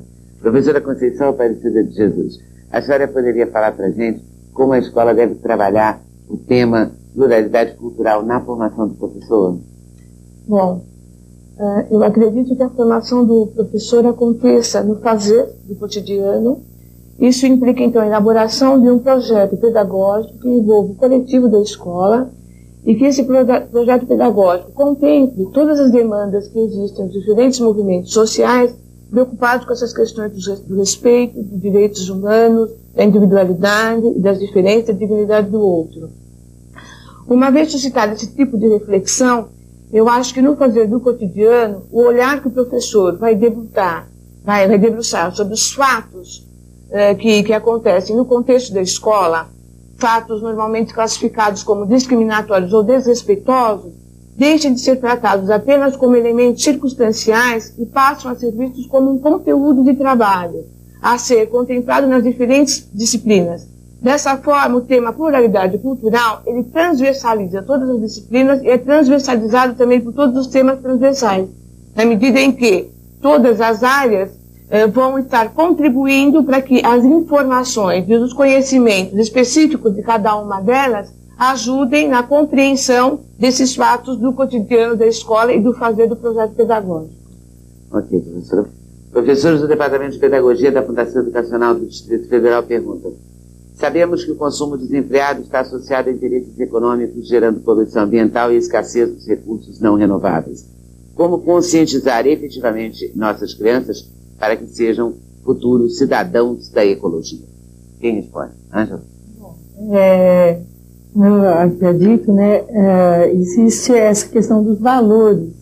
E os valores, conforme referia, implicam em estar questionando aspectos da vida moderna que efetivamente trazem um bem-estar, né?